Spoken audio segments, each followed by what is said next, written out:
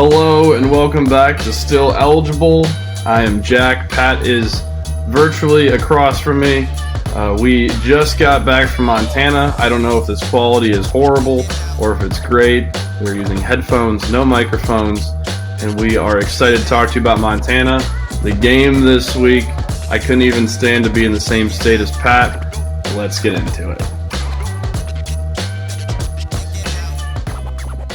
Is that my cue to talk? Yes, I can. That's your cue. I can still. My voice is still working. I also want to add that we switched headphones. I was using your headphones on the first plane ride.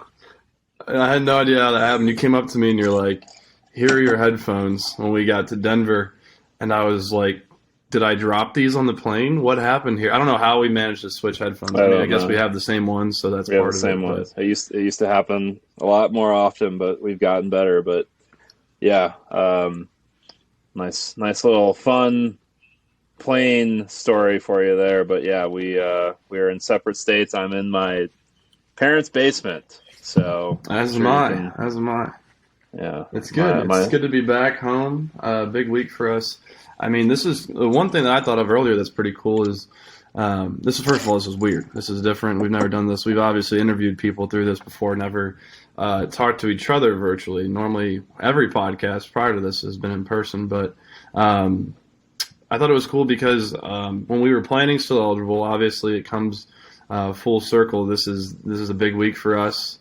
I'm wearing my Buckeye gear. You're wearing that Team Up North gear, which we'll get into in a second, but I feel like during COVID we had a lot of meetings virtually getting ready for Still Eligible and all that stuff, and a lot of mine went down right where I'm sitting currently. And to think that we've done it, a year of this, Buckeye Wolverine matchup this weekend. It's a cool little full circle moment.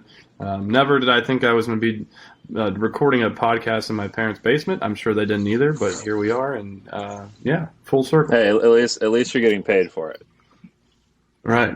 Mom, where's the cookies?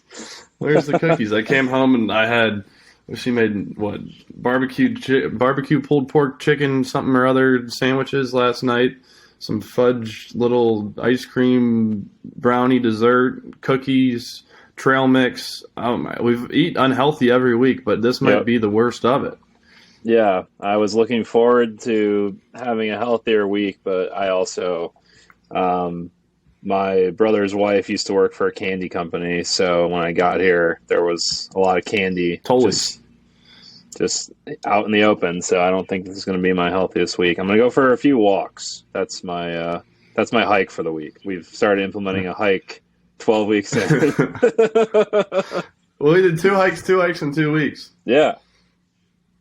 Well, so here we are. We're getting our cardio in. We're getting our podcast in. But yeah, I mean, yeah, very cool full circle moment. We did a lot of Zoom calls, which obviously you know and loyal listeners know I am not a fan of, but probably wouldn't be here without those Zoom calls. So here we are. Yeah, here we go. There we go. The pool table back here. That's where I learned to run the students of Penn State and pool. So all the hard work has gone down here. Pat, Montana this weekend. What were your initial thoughts? I mean, I'm excited to talk about it for sure. I mean, I think it was probably the coolest college football experience just from it was outside of like the norm and outside of the box. Like I've been to, I think I've told you, I went to like an LSU game. I don't go to a lot of like non-Michigan games. Like before this year, it was mostly Michigan games. I've been to like an LSU Florida game. I've been to like, I think like a Harvard Yale game. Because my sister went there, but like where the GPA is higher than the final score. Yes, but I mean, just that view. I mean, we can talk about your picture later, but like where that stadium is just absolutely insane. Beautiful. And a lot of times I'll go into these weeks and I'll say like, oh, I didn't understand the appeal of like Texas A&M or some of these other schools, and then I come away like, you know, being like, I get it. I knew there was an appeal going into it because I'd seen pictures of the stadium and seen where it was, but like I definitely have a new respect for it. And shout out Darren, first of all. I know we'll get into like the recap, but like he kind of was our tour guide, and he helped a lot with like understanding some of the traditions, just like a lot of the other schools. How much that game means. Yes. Yeah, which I was not fully – I mean, I knew it was a big deal, but, like, as Michigan and Ohio State guys, like, we can probably get a little on our high horse? Yes, and to see it on a little smaller scale, but arguably a larger scale in terms of, like, per fan, I don't know if I've seen a game where people are that invested. So it was pretty eye-opening. Yeah, no, it was awesome. I mean, I can't say enough good things about the state of Montana. First time Montana goer I am, and I didn't want to leave. I feel like some places I say I didn't want to leave. Some places I'm ready to get the hell out of. But this trip was like, it flew by. It was beautiful. We'll get into the whole town, all that stuff. But yeah, I mean, it was something special. Darren Mason, my guy. He worked with me at Ohio State. He now works in marketing for the Griz over there. And I mean, like you said, he gave us the rundown. He's been there for a few years and just really was a great tour guide for us. But I mean, him teeing it up, and we knew how much this game meant. That's why we went to the game on paper, I guess you could say. But when we got there and we fully dove in and saw the Cats coming to town and the Griz gear and the city revolves. Not the city doesn't revolve around the campus by any means, but they're definitely intertwined differently than some of the other schools we've been to. And it's such a mountain town. It's just a mountain town. It's old. It's like nothing needs upgraded. Everything's perfect the way it is. Like I wasn't judging anything different. It wasn't run down. It was just like it was almost appealing. That part was almost appealing of it. The fact that there wasn't like everything. Oh, yeah. There was like some more modern area. Well, we'll get into it, but like the part that wasn't updated and modern, I almost like that part more because it had some life to it, and it had And I think it's all started when we got off the plane. And I told this story to a few people, and here we are telling it to our podcasters, listeners. But as soon as we got off the plane, it was one of those places where at least when we got off, you got off the plane, you walk down a little ramp, you're on the ground, like you're not in the airport. You walk into the airport, and I was a few rows ahead of you. I walk in, and there's just this like bar, which is normal for a hotel, but this is not like your TGI Fridays. It's just like the Missoula Airport bar, and it is like a happening spot. Yeah, and it just looks like it was popping, and it looked like it was straight out of like I don't even know what decade because I haven't been around for too many of them. It was definitely 80s or 90s. It was like throwback. And that's kind of how the whole experience was like this 80s or 90s vibe. And I was trying to explain this to people I was talking to people throughout the weekend, and I was like, I don't even know how to explain it here, but I love it. I absolutely love it here. But yeah, we walked right in, and the airport was like, buckle up, baby. We're in Montana. Yeah. Well, anytime you walk off and you're like, it was literally like a ramp outside, and then you walk in, it's like a slightly smaller airport. I think there was was there one bag was there one like conveyor? There's one bag drop off. Yep. Yeah. So that's how you know you're in a good spot. Let's just get into I guess our recap from there. But yeah, I mean from getting off the plane, that bar kind of I think set the tone, and then we met up with Darren. Like Jack said earlier, we're trying to be somewhat health conscious towards the end part of these trips. I don't know if it's worth it or not, but we were told about this keg of nachos, and we made the health conscious choice to get a half keg.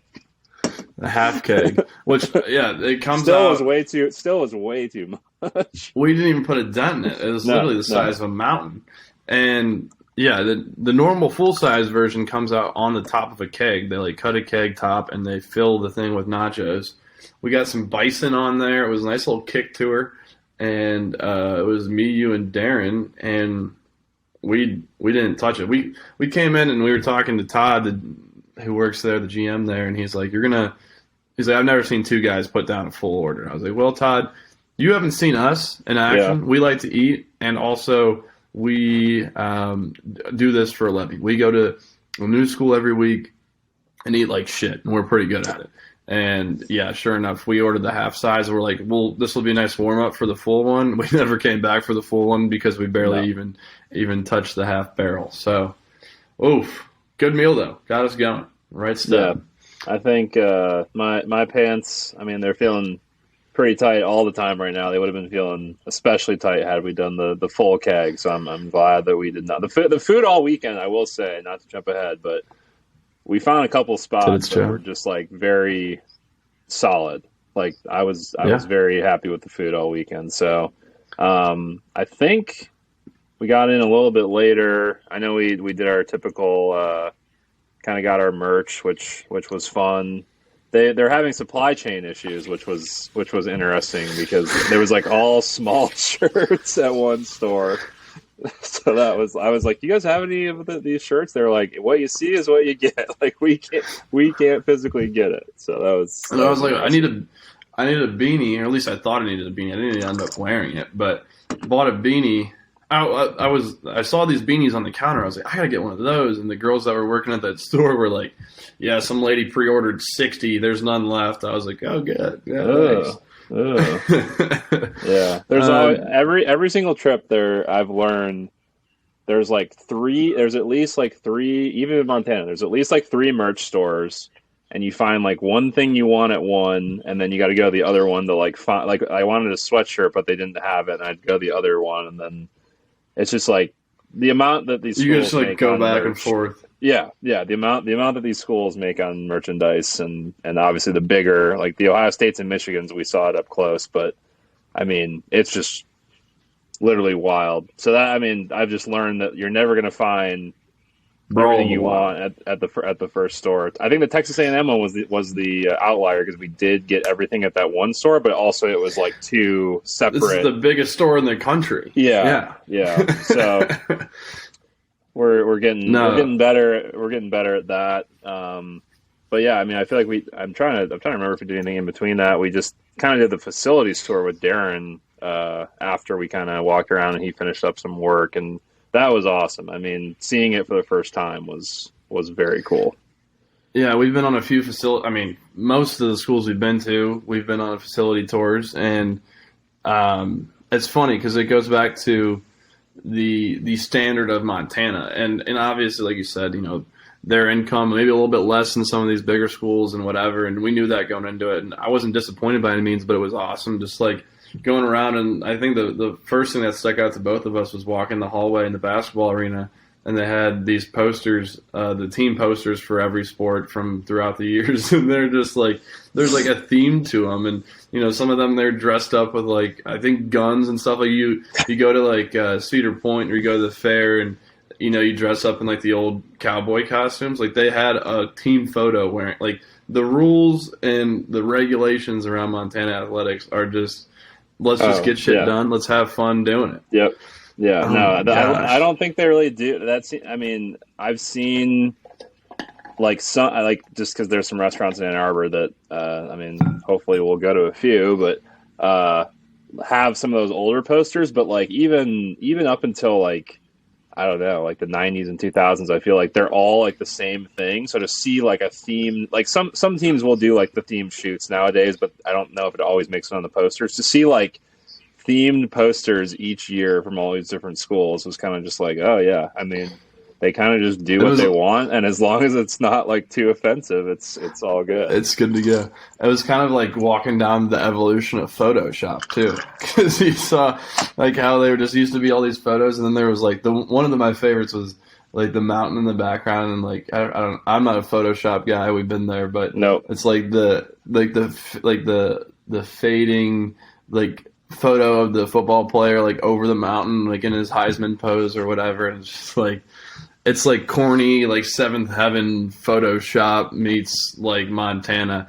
It was amazing. So the facility tour was cool though. They were doing the prices right there on Friday night, and I didn't like, for some reason, they said Price is Right, whatever. Like, I was just like, oh, this is like a little college gimmick thing. That's what and I like figured turns too. out, Yeah, it's yeah. actually, And then people kept talking about it. It was like, no, the Price is Right was. I didn't even look anything up from that, but the Price is Right was there. I was hoping would see Drew Carey on the sidelines. Yeah, I mean, I didn't see him. I know we'll get to this more on Saturday, but Marty Morningweg was there to do the flag thing. I don't know if I saw him, so we missed two of the biggest Montana. Well, I guess just celebrities in Montana. But I want to make sure I talk about. So I have a thread with my friends Austin and Tim, who I played lacrosse with at Bucknell, and so like a little bit past those photos that you're talking about, there was kind of that area with all like the. It's almost like it's almost like how my basement looks, like all the pictures of like people and like almost like a shrine area. And so we have like we have like a chat group on Instagram where literally it's like 90% of it is like sending each other like eccentric like sports names or just like random athletes from the past who, a lot of them are just like weirdly named like white dudes, just random athletes. And so I just started taking pictures of all these like random people who played at Montana, and it was just like it was just like the best like 10 message thread of this group that we've ever had. And yeah, so definitely I just want to Greta Koss. Remember Steve Sullivan? Yep. I had Greta Koss from the Utah Stars was the one that probably got the best response from them. So just a lot of obviously a lot of good athletes, but just a lot of funny names. And yeah, I mean, that was just like, I mean, it was a great thing for us to do when we arrived, because I think we started to understand like the tradition a little bit more. And obviously we're used to this game that's coming up where like it's the best rivalry game ever. Some people would argue. I think we both would argue that. So to learn more about some of their history was great. And then, yeah, I mean, we kind of kept it going, and I feel like we went from there to kind of more of like, we saw the field, obviously. We took some pictures there. Dance team was out there. Dance team was out. Yep. Dance team was out and about. It was a cold night. What else? There's 5 stuffed bears in the basketball concourse area. The evolution of the funniest thing, I think I have a picture of it on my phone, which is charging over there, so I don't need to go get it. But it was like the first bear we saw was this huge, huge grizzly. It said like how big it was, and then it said who shot it and who was the taxidermy guy that stuffed it. And I was like, this is ridiculous. Like, if you go to whatever, insert random school with a live mascot that they have a stuffed, I don't even know how many people have a stuffed dead animal, but the fact that they identified the man that killed the animal was just absurd. But yeah, so check out the field. The field was cool. I don't think we realized how tight those sidelines were going to be until game day. Getting across. So like we were like, okay, so like some games you do have to go up one side, and we asked Darren, we were like, what do you need to do, in terms of getting from side to side? And he was like, oh yeah, so coach does not like cameras, so like we don't want you going up the Montana side. So you like crossing from side to side, like I literally was just walking through players on game day. Like those were like tight sidelines. We were in the bench. I was like, I can just sit down and take some notes here. Yeah. It reminded me of my days in Miami of Ohio, because I was telling this story too. I don't remember who, but like one of my biggest like learning curves when I came to Ohio State was that I couldn't be 2 feet away from Urban Meyer. Like at Miami, it was like, get the shot, be in the huddle, do whatever you got to do. And I was an intern that was unpaid. Yeah, like seriously, check in, throw a jersey on, whatever. But like that's what I felt. I felt weird too, because we're wearing Montana gear, and I'm just walking up and down the Montana State sidelines, and like the backup quarterback's like moving the running back out of the way. He's like, watch out, and I'm like, all right, yeah, whatever. Here we go. You should do that this week. Just walk right past Harbaugh. I couldn't walk by him. I'd probably have to trip him or punch him or, burn his pants or something. Me and Harbaugh, I don't know how much. I don't know I know how much I hate Harbaugh. I don't think Harbaugh knows how much he hates me. So maybe we need to, I don't know, Probably see if we can do anything with that. that probably has to do a little bit with the fact that he may not know that you exist. But maybe that'll be different this weekend. He doesn't know how to beat Ohio State, so teach their own. So, yeah, that was Thursday. Am I missing anything? Well, dinner. Yeah. Oh, yeah. So, Talk about the lady on the way to dinner. Yeah. Well, I guess we saw the basketball facility. We took some pictures. We saw a deer on campus, which was cool. Also cool not to see a real grizzly. Apparently, there's grizzly bears, that have There's been a grizzly spotted in the area. Yeah. So that was cool to see some nature, and then we didn't do a whole lot more on Thursday, but we did, as Darren said, we got a curse put on us on the way to dinner. This lady was kind of walking across the road. She kind of stopped before she had fully crossed, and she was kind of just speaking in tongues. I think she was saying something about butchering or butcher. Yeah. And literally Darren just turned to us and was like, well, we just got a curse put on us. But she was on that Montana good. Yeah. No real curses happened, I don't think. I mean, we didn't miss a flight or lose our bags or. She might have reversed the curse. Yeah, maybe that was the thing that reversed. First we had an SE curse, and then we had the flight attendant curse, so maybe all of that's been reversed by a lady saying butcher over and over. Butcher, Missoula difference. Ugh. You gotta tell your Ohio State dinner story. That was the Yeah. So I was wearing my big old white jacket to just around because it was cold, and we get to dinner. I don't remember the name of the place. Doesn't make a difference. And we sit down, and obviously I'm taking off my jacket, and I think I was wearing a sweatshirt, and I took the sweatshirt off because it was warm inside, cold outside. I took the sweatshirt off, and I'm wearing this shirt I'm wearing now, this Ohio State thermal shirt. Sorry, my eye's itching. And Darren's maybe I was wearing a hoodie over. Maybe the Ohio State was a hoodie. You had a lot of layers.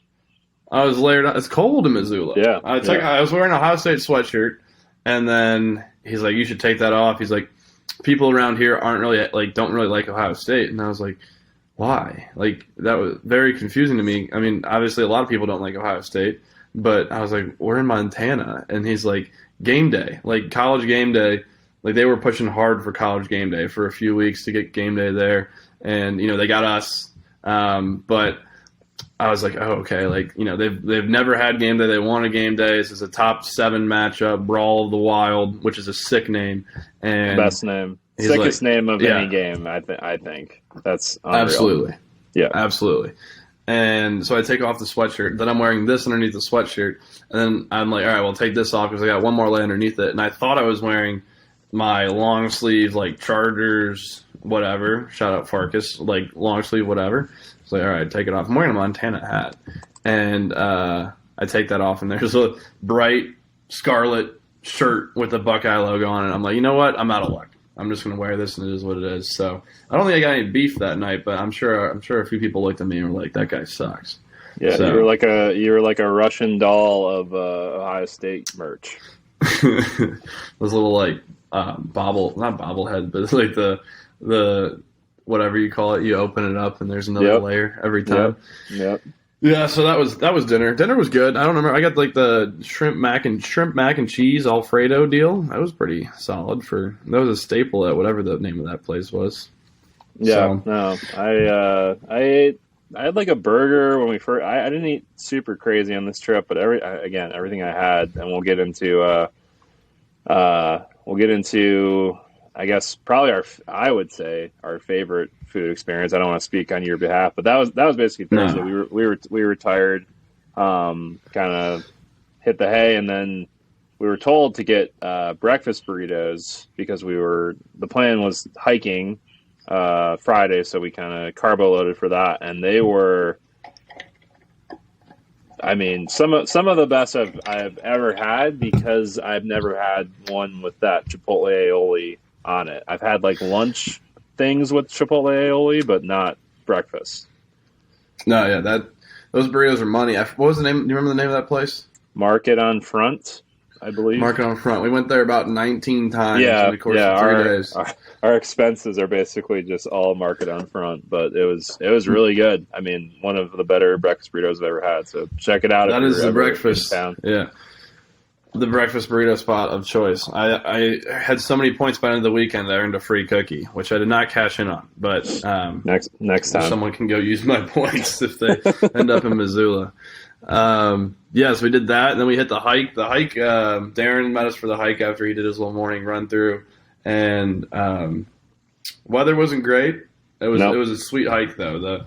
If you look in the back of that photo, you see the M, and it's just Montana's beautiful, absolutely beautiful. Montana, Wyoming, Utah are places I've always wanted to visit. I've been to Colorado. I mean, anywhere the mountain. Would you rather be a mountain guy or a beach guy? Mountain guy. Beach is super overrated. From living in LA, you think you're going to go all the time, and then you just never. And I mean, living on the beach, I don't know. I think it's overrated. But the mountains, the being able to hike and being able to get away. I would have said beach in my 20s, but definitely mountains.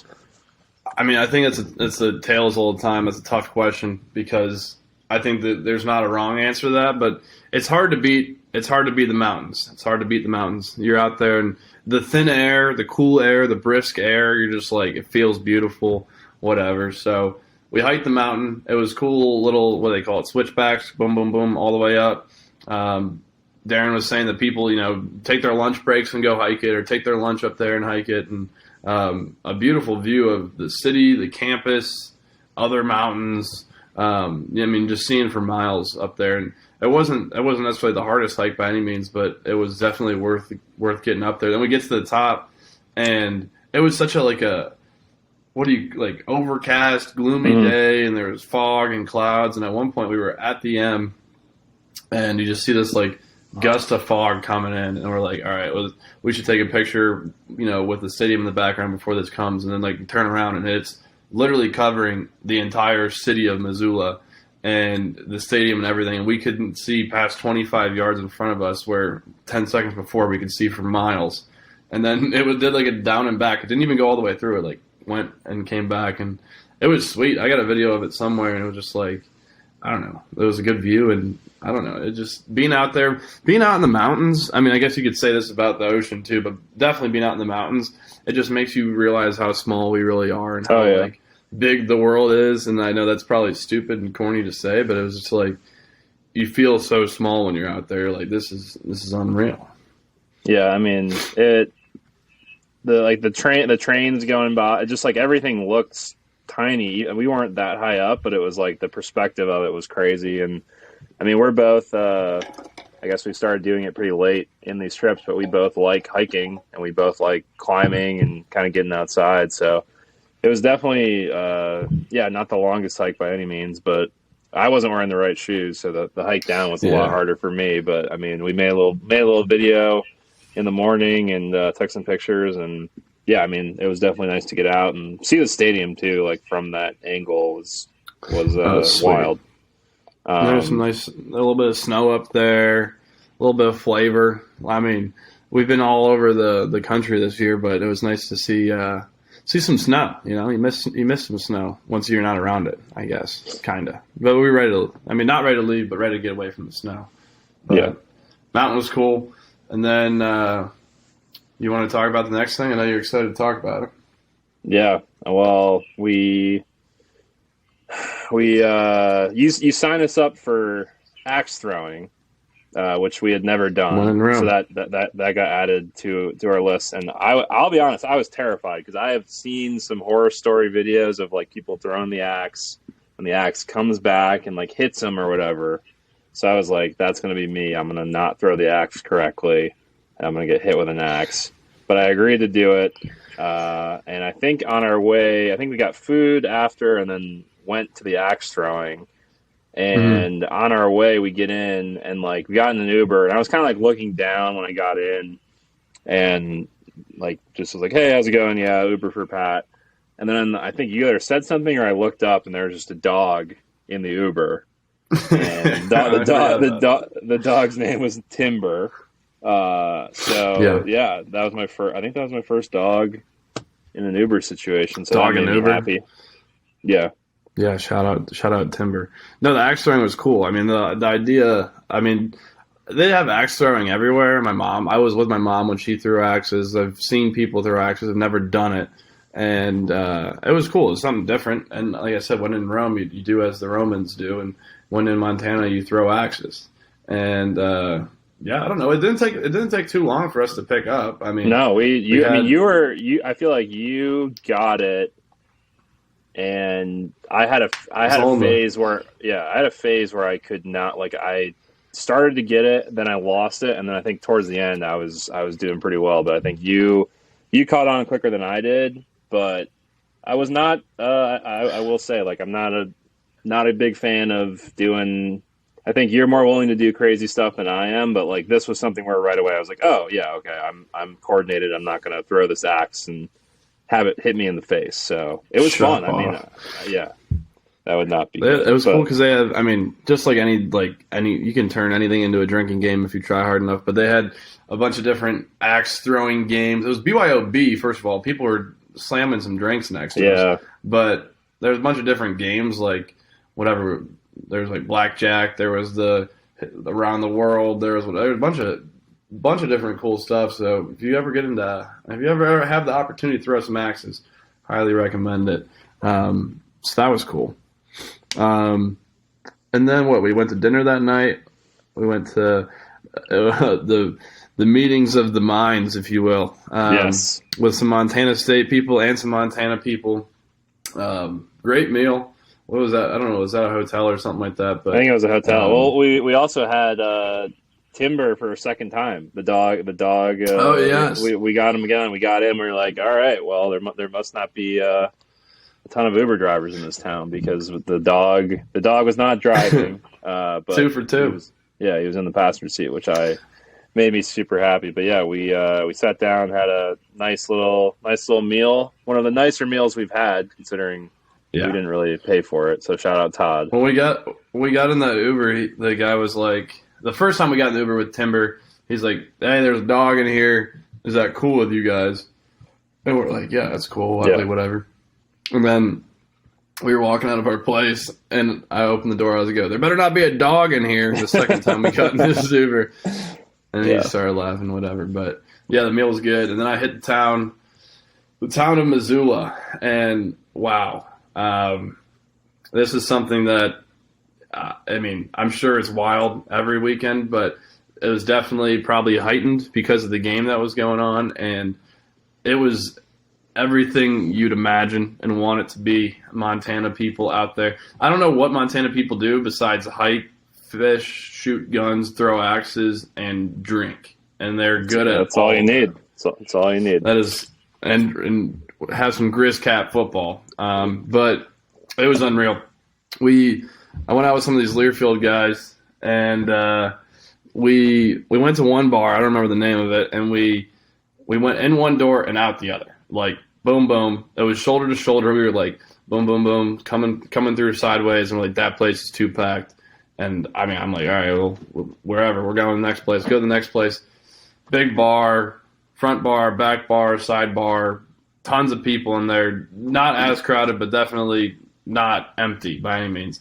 And then we're, like, trying to find a place where we can all hang out and talk. There's, like, a club going on, people dancing, singing, whatever. And then in the back corner, I kid you not, probably as big as the average American kitchen, there's just this room, and there's all these, like, Montana mountain men just playing poker, like real poker for real money. And we're just sitting there like, this like blew my mind that this was just happening. And then like 4 feet behind me, there's like 2 freshmen grinding and making out. And these guys were, I was like, I like blackjack. I was like, if they were playing blackjack, I might jump in. But the fact that they were playing poker, I was like, I don't want to play poker with these guys and just get bullied by these mountain men. They're like, who the heck is this guy coming into our town? Like, you could tell that these guys were regulars. They knew each other. The owner of the bar was playing with them.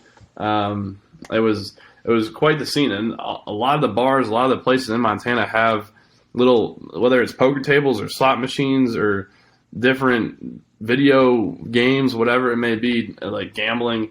It was crazy, and I didn't even know that coming into it. I guess he kind of teased it when we were talking about it, but I had no idea it was such a big deal. Then I met maybe the biggest character of the weekend, my man Colby Jack.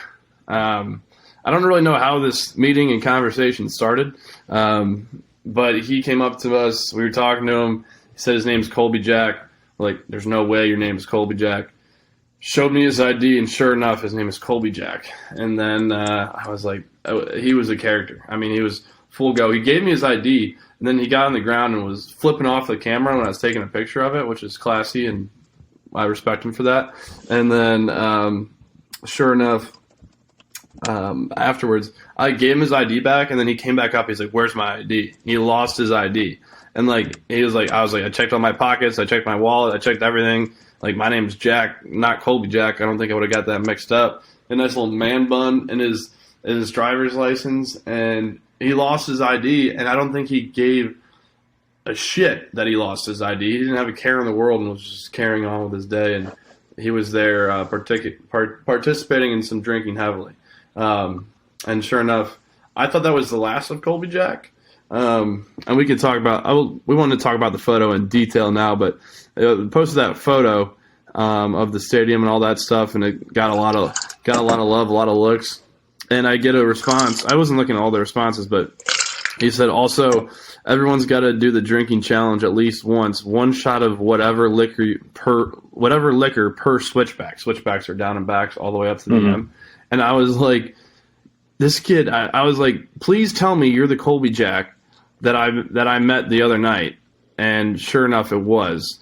He said, "There's only so many of us. I'm going to assume I'm the only one in Missoula." LOL. It's like dogs and Ubers. There's only so many.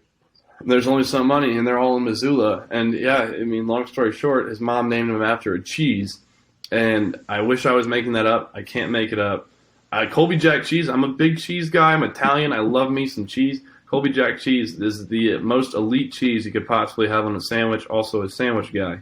But man, Colby Jack. Do you wish that your parents had bumped Jack to your middle name and your first name was Pepper? Pepper Jack's kind of sick. When it comes to names, Pepper Jack is better than Colby Jack from a name perspective. So I don't know. Maybe I could always pull the Ocho Cinco and get it switched. Yeah, look into that. Look into that while you're home. The Ohio DMV. And take my parents to the local Medina County Court when we sign off on this. There you go. Well, yeah, I was not out, but it sounds like the poker game would have been a lose-lose situation, because if you won big, it was just sweet to watch. Yeah, I'm glad. If I won big, I would have had to buy Pepper Jack some beers or something. Yeah, but no, I mean, Saturday, pretty early start. We did breakfast burritos again. Pretty good the second time. There was a long ass line for the burritos. They were in high demand. But game day burritos. Loaded up with that, and then we had heard about this. We talk about this all the time, how every team walk is pretty much the same, and I understand why. Like, I mean, there's only so much you could do with a walk, but the Griz walk, I don't know. It was interesting to see it kind of on a little bit of a smaller scale, but I mean, there's not a ton of people that show up for the big, like, even for the big teams. Like, I would say not that many people come from a percentage of the overall fans, because most fans are probably tailgating or whatever. So there's only so much room to like line a street. I mean, some of these teams have had more. There was a lot of people. The Grove was the biggest, but they walked through the Grove. Yeah, the Grove is just insane. But to walk through, to see Monty for the first time, he's wild. I mean, he's not just because he's a bear. Like, he's a wild mascot. He would fit in with a lot of the other crazy mascot. We had all of the crazy mascots. Yeah, talk about the disclaimer of Monty though. They brought Monty out of retirement for this weekend. Yeah. We can talk about that, but we saw him like in between like quarters or whatever. He was like kind of set up where we were set up, and this dude was just like winded. And I heard him. I don't know if you were in there the one time, but he's like, I can't do this anymore. I used to be so. How did I do this back in the day? Like, I don't know how many years it's like Monty's been retired, because I think he's doing backflips and stuff, so he's still got to be pretty decent. But he's like, I can't do this like I used to. I was like, bro, we go to college every weekend. You're talking to the wrong guy. Yeah, no. I mean, that was. I think Darren or someone in athletics told us that, like, hey, we're bringing one of the Monties out of retirement. I was just like, that the fact that that's what you're doing for a second for a second mascot is insane. But I also stepped in a piece of dog poop during the Griz walk, so that was the first time that has happened on any of these team walks, which I guess makes more sense given Monties. Yeah, maybe, but or Timbers. Yeah. So we did that. That was cool to see. I mean, obviously we've like walked in with some of these teams, like we just keep walking. So it's like we're used to getting this access and whatever, but it's still cool to see. It's still like awesome to kind of be with the team photographers and videographers and just walking with people. But the thing that I think makes us unique is we go from that directly into just interviewing crazy people for Man on the Street interviews. And so we cut together like a kind of a mashup of no one that we met was like crazy in the sense of, like, we were talking about this during the trip. Like, we talked, that guy from Florida State softball was just like a legend, but also just wild. But a lot of these people were just interesting outfits on. But like I talked to a girl who had like, there were supposed to be bear like crutches like under her armpits, but she didn't even know what they were. She was like, these could be lions, bears, hippos. Like, I have no idea. And I was just like, okay, I've never seen anybody do this. You talked to the guy with the beer belt who was like rocking the throwback Montana State jersey. That guy was a legend. That guy was a legend. Beer belt. I mean, I don't think we've seen many, if any, beer belts this year. I feel like I would have definitely talked to those people. And that just goes to show what, like, I'm trying to put in perspective for our listeners how crazy and what Montana's like. And every single person could have been wearing a beer belt, and I wouldn't have asked a question. It would have been like, we're here. Usually I will, like, because we always are trying to find like crazy people to interview. Like, usually I'll point to you and be like, what about this person? Like, look at that person's hat, whatever. And it got like exhausting. It was a lot easier this week. Yeah, there were so many people doing it, but like at a certain point, you just had to be like, all right, that guy's wearing like an awesome, bear costume hat, whatever. And it was just like, he's a dime a dozen. Everybody has one of those crazy hats. So people had their game day fits on for sure. I don't even know if I can look up his name real. I mean, the guys that we talked to, I guess his name is West Wilson. Shout out West Wilson. That's a great name if that is your real name. But had on like the Montana State hockey jersey, and his buddy had to shotgun I think there were two Trulies, right, for his fantasy football. Yeah, those were tall boys too. Tall boy Trulies. But luckily he was still on his dental insurance. I think only for a few more days or a few more weeks. But that was those guys were wild. We walked by them, and then I think we just magnetically got pulled back to them to interview them. And we saw those guys like the whole day. Yeah. They were everywhere. Yeah. I don't know how they got access. He was on the sideline. Yeah, I mean, Wes was everywhere. And then this trip was a lot easier to find.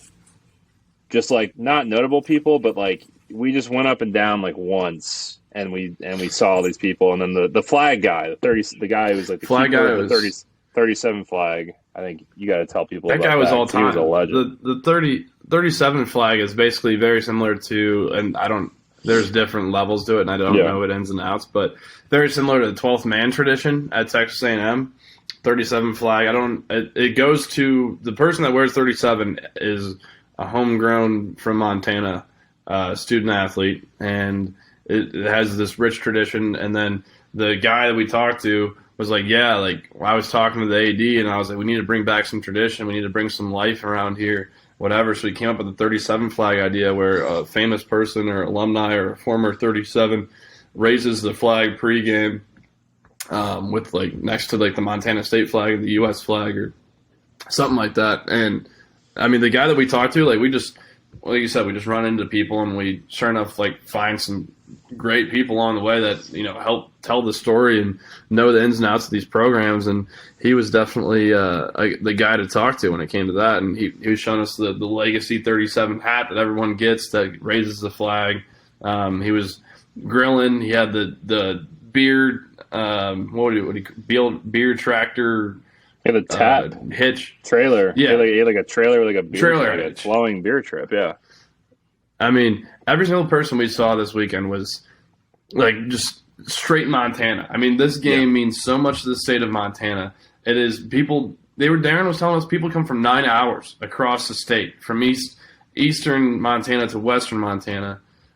Siri just started popping up on my computer. Did you hear? I don't even know if I cut out. Siri just popped up. But people drive across the state for this game. Yeah, well, don't say that too loud or else she's going to come back on. And it's just like this game, like it is, I can't even put into perspective how much this game means to people. It is wild. The Brawl of the Wild. So many people, we could talk to everyone. Like literally everyone had a cool story. Ran into the teepee. What else we saw? My guy, Mitchell, the pharmacist, future pharmacist. I was talking to him pregame and he's like, all amped up. They got the beer pong table going on like literally the closest tailgate to the stadium. I was on the way in. I was like, when do you go in? And he's like, oh, we don't go in. We just stay out here, whatever. I was like, you don't go in at all? And then I came out at halftime. He goes, what's the score, man? How you doing? I was like, you don't even listen to the game? Like, you don't even – he's like, nah, we just follow along on Twitter. I was like, what do you mean? But, I mean, the largest crowd in the Brawl of the Wild history, it was just – The stadium as a whole it's like 26,000 it holds. It was like 26,800, I want to say, and that was what was there. And it was loud, it was proud. It was super loud for what it was worth. I don't know if it's because of, the mountains around it and it bumps back and forth. I'm not big on that, but it was loud. Darren was saying it's top 10 for volume for stadiums, which is crazy. How many how many stadiums are bigger than that and it just doesn't make sense. I didn't get that. I mean, I just want to do one final shout out. We were heading in, and every game, there tends to be like a group of like sorority girls or whatever, where it's just like they tend to give good interviews. So we were like heading in. I just got to shout out these girls are wild. Maggie, Holly, Grace, Liv, Hayden. Literally, we're like just standing there, and they're similar thing to the guy you talked to. They're like, yeah, we're not going to the game. We're just like here. And then I don't remember which one, but one of them kind of like mid-interview, I was like, all right, so what do you think about this? And then she started walking towards the camera. And I was just like, okay, I'll keep going. And then she just gave you a beer bong, which was great content. And I was just like, okay, well, this interview's going to be trimmed from this point to this point now. But first time I've seen that. If you see me turn down a beer bong, something's up. And Siri just popped back up. I don't know what I'm saying. Siri. Jeez. I don't know. It just came back up again. Don't say it. This is perks from podcasting from home. But those girls were electric. And the whole game, I mean, we don't need to break it down. We can break it down, but I mean, the whole game was electric, start to finish. I guess the big thing pregame was we got to roll out with Monty on the truck. The truck drove out, dropped him off. Everyone's going crazy. And after the game, I'm talking to Darren. And he's like, "You don't know how big of a deal that is." And obviously, it was sick. It's something that I would love to do everywhere we go. Roll out with the mascot. But he's like, people from Montana would kill to do what you did. And it was sweet, and everyone was going nuts. I was watching the video back, and we're just pure joy, feeling a little kid in the back of that car. And it was sweet, and everyone, I don't even know, it was awesome. That was maybe the highlight of my day. That was one of the cooler things that I like, to be on a car on the field. Thinking about doing that at Michigan or Ohio State, there's no way. Especially pregame, people would just freak out. So. Driving a car on a field, that's like a Montana. You can only do that in Montana.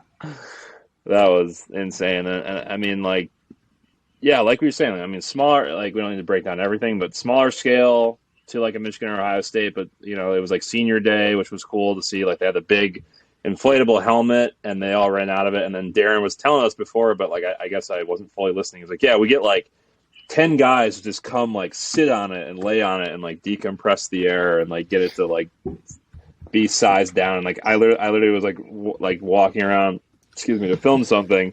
I just saw a bunch of guys like kneeling on that big helmet. I was just like, yeah, I guess I just don't really think about. And it just seemed like people they had just like hired who were random people. They weren't like athletic department members. People just get shit done at Montana. It's like, yeah. Ohio State, there'd be 19 meetings to go into breaking down the helmet. Yep. At Montana, They're just like, that guy is 300 pounds. Throw him on top. That'll deflate quick. No, it's good. It's a good reminder that like we obviously both have worked in athletic departments and worked at big companies or whatever. But I mean, it is just something where everybody kind of just puts their head together and just says, all right, here's the next thing we need to do. We heard about, we never met him, but I think his name was Wade, the guy who just like drove to get the pom-poms. Darren was telling, apparently he just he was just like, I can go get them, and just went and Wade up is like the MVP of Montana. Darren said he's never met him, and he's like, Wade is just this guy that gets shit done for athletics. I don't know if he's paid by athletics. I don't know what he does for athletics. They're like, I guess like one day they got these shooting fire out of like something for like the basketball pregame, or I forget the story of it. And somebody called Wade, and then the next day he like welded an entire machine together to like have it properly shoot at the right angles so the roof wouldn't burn down, and neither would Monty. And Wade drove like across the state because of the supply chain issues that they're having in Missoula and stuff like that. And he's like, I got you, no problem. And sure enough, there's 26,000 pom-poms the next day. So unreal. I mean, I could talk about Montana all day. Do we have anything else to add? That's pretty solid. I don't even know how long we've been talking because I don't have my recorder next to me. I can text it to you. You want me to text it or say it? I'll text you the amount. You might as well just say it. I don't care. Just say it. We've been going 52 minutes. All right. Well, I got to get to dinner here in a bit. What else? Anything else to add in Montana? We woke up. Obviously, seeing the win and then the trophy was interesting looking. So I got to tell you about the trophy too. So the trophy it's like the Continental Divide or something like it's like what divides. There's a mountain that divides where Montana State's at and where Montana's at, and we heard stories about this all weekend that like at the top of it's just like the winning team's helmet, and it looks like a pile of shit, and it did. And two stories about the trophy. I guess one, when I went out at halftime, it was just chilling in the back of this truck. Like I can't imagine. Imagine if that was like the CFP, and you just walk outside and it's like this beat up, 1984. Truck, and it's just chilling in the back of it, and people are like walking up to it, touching it, doing all this stuff. I was like, this is Montana. No one cares, but everyone knows that trophy, if someone moves it, that person's probably gonna get shot. Yeah. And why would you move it in the first place? Because this game means so much, and it was wild. And the second story is the guy who like created this trophy and like came up with this trophy. I guess like he just shows up every year and he's like demands like 2 sideline passes, and he's like, I built the trophy, like the trophy's mine, whatever. So I was like, where's the trophy at the end of the game? So they did the same thing that they did pregame with Monty, but with the trophy. So I hopped in the bed of the truck, or in the back seat of the truck, and that old guy and his buddy were in the back with the trophy. And I walk up, and this old guy is screaming at Nick, who's driving the truck, and he's like, I told you not to go down there until blah, blah, blah, blah, blah, whatever, ripping him apart. And I was like, oh, my God. So I get in the back of the truck. I was like, this guy's a nutcase. And he's like, drive to the 50, and then when we get to the 50, we'll do this presentation. It'll be this big deal, whatever. So we're driving down. We're sitting there. It's like 48 seconds left, whatever. They take a knee, maybe less than that, probably less than that. Take a knee, and he's like, all right, go, go, go.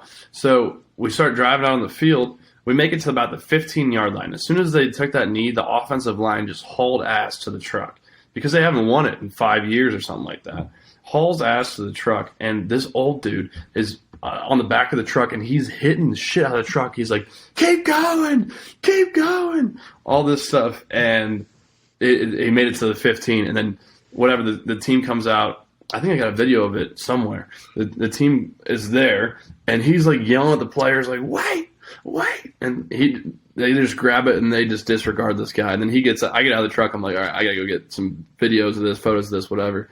And he gets out and he starts yelling at Nick. He's like, I told you to drive to the 50-yard line, whatever. I was like, dude, chill. Like, this is, I mean, I get it, but you're not Reese Davis.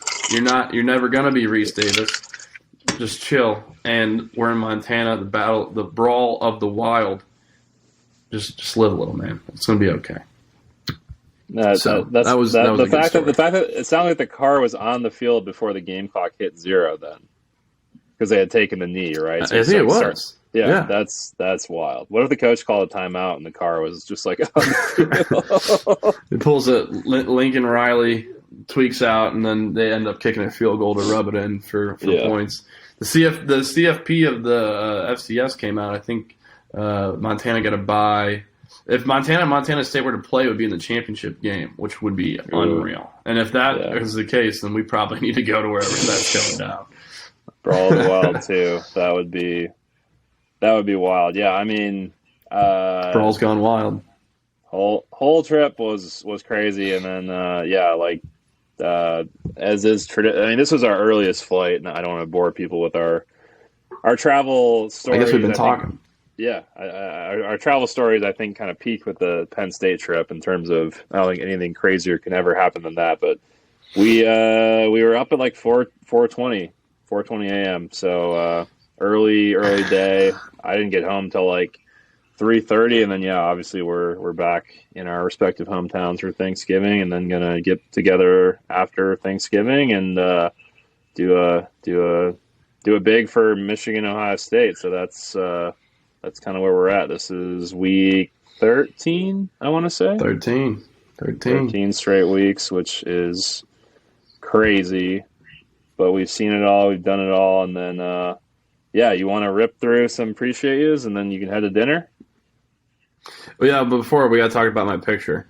And we don't need to talk about it too much. But I just tweeted that photo of the mountains and the stadium and all that stuff, whatever. And I don't know, I tweet some stuff that not everything comes out from Still Eligible.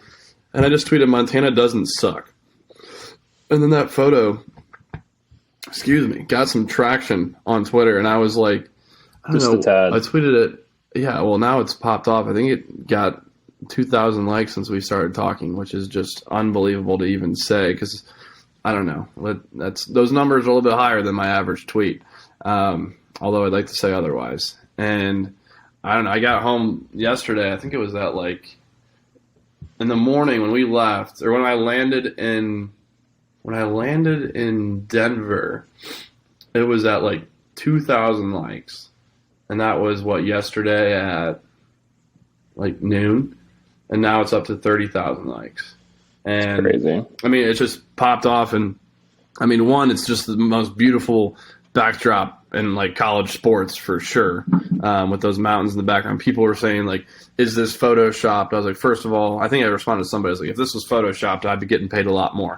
I can't do that. And so many people were saying this is on my bucket list. So one of my favorite replies was someone I don't remember the ins and outs, but someone was like, 7,000 people from California just packed up their bags and were on their way to move to Montana. I saw that. The Uncle Rico references, stuff like that. And I mean, I don't know. I was just trying to capture that, and I mean, it popped off, and hopefully we've got more tweets like that coming soon. But to my surprise, there's still likes. At one point, I was just refreshing my timeline, and I've never had this before, so I sound like a little kid. But I was refreshing the Twitter notifications, and it was just like nonstop. Every second, it was pretty cool. So, I think that most of you listening to this, I would imagine, have never been to the Brawl of the Wild. This is everything that we just spent a whole hour talking about it. So, check it out. Like, this is something, and I'm sure that Montana State does it just as well. Probably a totally different experience for what it's worth. And we've been to a lot of cool games. We told you to go to a lot of games this year, a lot of different places, a lot of different things. This one, for me, at the end of the year, like I said, we got to do the rankings and stuff and recap and all that. I don't know where it goes, but it's definitely towards the top. I mean, the whole experience, everything that Missoula stands for, Montana stands for, it was unlike anything I've ever been a part of, and that is my sales pitch on this game. Yeah, I mean, I think we could start like a travel booking service for college football fans after this, because we've literally gone to some of the best games, and we kind of know, whether it's through friends or people who work there, like every trip, we get some insights, then we learn stuff on our own. So it's like, just to have done all of these is crazy. And going into it, I had gone to 99% Michigan games. So it's just sounds horrible. Yeah, well, maybe for the last few years, for that one game at the end of the year, we've been doing pretty well otherwise. But yeah, I mean, definitely a bucket list item. I think your picture probably will help it break the attendance record next year, which was set on Saturday. So I'm sure people are interested. Obviously, College Game Day did not go, but we did. So we were able to document a lot of cool stuff. And you know what else is cool, Jack? Doing Preciate Ya. Please. It only took us. This one might be the longest it took us to get to Preciate Ya's ever. Yeah. I don't even know how good mine are going to be, but here we go. So my appreciation goes out to Southern Miss, beat Louisiana Tech without a quarterback, which might sound a little crazy. It was not. It was not like a only running back situation. It was literally other people playing quarterback. So no quarterback was listed. They rotated 4 non-quarterbacks through the position. Frank Gore. It's hard to scout. Hard to scout that. Hard to scout. Not senior. Frank Gore Jr. 4 of 8 for 75 yards and 2 touchdowns. He did throw an interception, so his QB rating was not as good as it could have been. Defensive back. I'm going to try to say this. Antavius Willis, 3 for 3 for 32 yards and a touchdown. So that QBR, very impressive. It's a good day at the office. DeJohn Richard, 1 for 1 for 3 yards. Wide receiver Jacarius Castone's lone pass attempt was incomplete. They finished 8 for 13 for 110 yards and 3 touchdowns. So that just jumped out to me as being crazy. Also, you said they won the game. They won the game. The fact that Frank Gore's son is the one doing some of this is Frank Gore played until he was like 74. Yeah. Freaky genetics, which obviously he's taking advantage of. So Southern Miss winning a game without a quarterback. Appreciate you. Boom. Love that one. My first one might not come as a surprise, but it goes to the Ohio State offense on Saturday. They played Michigan State, number 4 versus number 7 at the Horseshoe. Let me read you some first half stats, Pat. You might want to tell Jim to study up for this week. C.J. Stroud, first half, 32 for 35, 432 passing yards and 6 touchdowns. That isn't a half of football. Jackson Smith and Njigba, 10 receptions, 105 yards, 1 TD. Chris Olave, 7 receptions, 140 yards, 2 TDs. Also broke the Ohio State receiving touchdown record while he was at it. Garrett Wilson, 7 receptions, 126 yards, 2 TDs. All in the first half. That is just ridiculous. Yeah, I'm unreal. I'm nervous for Saturday. I mean, after that stat line, you should be nervous for good reason. Ohio State offense, can't wait to see this weekend. Appreciate you. I'm not nervous about this happening this weekend because I don't even think that Michigan sells these. Georgia Southern. I'll read you a quote from BYU's head coach. He said, "I think we had to kind of regain our composure. There was a lot of stuff going on. We were getting hit by burritos on the sideline. It was pretty hostile, but I'm just really proud of the way the guys bounced back and made some adjustments." So yeah, Georgia Southern threw some burritos at BYU during the game. I'm going to have to, I mean, that's just a ridiculous thing to say out loud, but obviously this college football season, whether it's monkey business or other things, has been one of the best years ever from a headline / interesting things to talk about standpoint. So this does not surprise me. I'm going to give Preciate Ya to Georgia Southern, but Appreciate Ya to BYU for withstanding the burritos. So respectively, Preciate Ya and Preciate Ya. Does the B in BYU stand for burrito? It does now. Boom. My last one. This happened last Saturday. It's kind of a full story, but Jared Casey, he is a freshman walk-on fullback who was playing tight end for Kansas against Texas the other day. They came back and won in overtime. Texas is not back. He had this crazy 2-point conversion. And the quarterback was running around. They went for 2. They went for the win. Caught it. It was his first ever career catch. With game winner against Texas. They won their first game in 101 tries as an underdog of at least 24 points. They were actually underdogs by 31.5 points. And that's not even the Preciate Ya, Pat. The Preciate Ya is because he capitalized on this NIL deal, which I didn't even know Kansas football knew that there was such thing as NIL deals.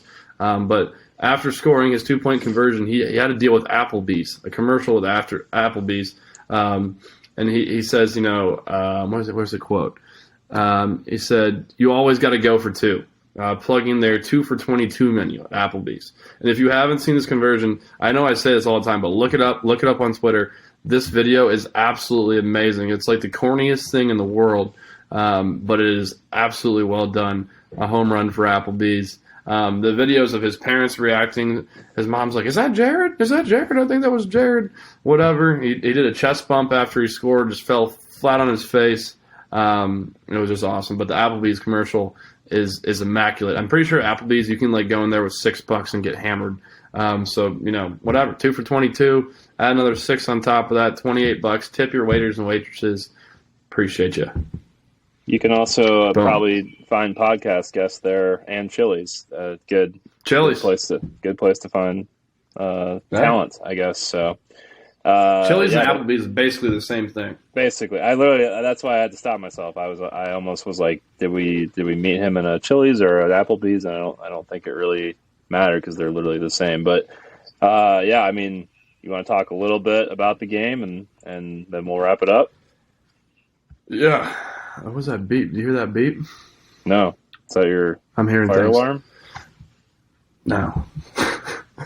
The game this weekend. 7.5-point favorites, the Buckeyes are. I think that is an embarrassment. I think that is disrespectful. I think we are going to beat the living tar out of you. I'm very confident in that. Jim, Jim. Big game, Jim. Can't get a win. I'm excited to come back to Ann Arbor. You guys were too afraid to play us last year in the horseshoe. Fake some COVID stuff. I get it. Nope, no problem. But obviously, a huge game for us, a huge game for the national scale. You love when this game has some implications. Jim Harbaugh, saw someone tweeted today, Jim Harbaugh said that the playoffs start today, or Saturday. I'm like, no shit. Yeah, you got to win to be in. Thanks, Captain Obvious. But yeah, I'm excited to come up to Ann Arbor. My dad and brother coming along, a family affair. We hate the state. We hate everything it stands for. But we're excited to come up there and teach you guys how to play some football. Yeah, your thoughts? I mean, I'm like I said in the Appreciate is I'm terrified from a game defending that offense standpoint. I mean, we have Hutchinson and Ajabo, two of the best defensive. Both mock in the top 10 on multiple mock drafts that I'm seeing. So I've said it before, but before the Penn State game, I mean they did show out in the Penn State game, and we've had some injuries. I hope everyone will be back on offense, and obviously our boy Cade McNamara, Fallow's still eligible, by the way. So that's a fun little fact. Yeah, actually, I got a DM. Him and this one dude from Penn State DMs us every 4 minutes asking for photos. So I got to send him photos. I'm a busy man. Hey, listen to the podcast. Maybe I'm traveling the country and I don't have time to boost your Instagram. I got to worry about my own. But yeah, I'm excited. I'm Siri excited. Just popped back up. Yeah, now she's gonna pop up on mine. But like my big prediction this year was that Michigan's gonna pull an upset. I mean, I stand by that. You want to make a change? Okay. Yeah, I stand by that. Are we? How confident are we? We want to make some sort of wager here. This happens in NFL locker rooms a lot, so I'm willing to do it. I will wear an Ohio State shirt on the. I think we're going to put out a podcast the following Thursday after. Yes. If you are willing to wear a Michigan shirt if Ohio State loses. Yeah, that would suck. I would hate that, and that would be the shortest podcast we might ever do. But I will do it. I'm doing it out of confidence. My boys will not let me down. I'm scared. Just the idea of putting on that disgusting, whatever you call it, yellow maize, whatever. Maize. We call it the Team Up North. You probably heard me say Team Up North a million times on this podcast if you're listening, and that's what we call it. If you don't know, I mean, I know we have people listening all over. Team Up North. That is Michigan up north. They are the state above Ohio. I don't know. Yeah, I'm in on that. Confidence is key. I'm not going to waver. So that sounds good to me. What else? We got a big game this weekend. I'm pumped. Thanksgiving. Load me up on some turkey. Series back again. What are you thankful for, Pat? She wants to be our guest this weekend. I'm thankful for all of the people and sights and sounds that we've been able to take in this fall, and obviously over the course of the entire year, we had some cool trips. But as we both know at heart, we're both I think we're both college football fans at heart. Not that we're not fans of other sports, but I know me personally, like I'm the biggest fan of Michigan. Like Michigan football is number one for me above all else. I don't want to put words in your mouth, but I feel like that's you with Ohio State football. So the fact that it's all led to this is very cool, and I'm just thankful for everyone who has listened, watched, liked, subscribed, everything else, and just helped along the way because it all adds up. Yeah. No, I'm thankful for two things. One is the 3,649 days it's been since Michigan has beaten Ohio State. The last time being 2011, so we're coming up on a decade. Been a good decade. I was at that game. I was at that game, and maybe I don't know. I've been at. I don't want to say that was the reason they won because I've been at some other games that they've lost, but. You're 42? You're 42 then? Yeah, I was 42 then.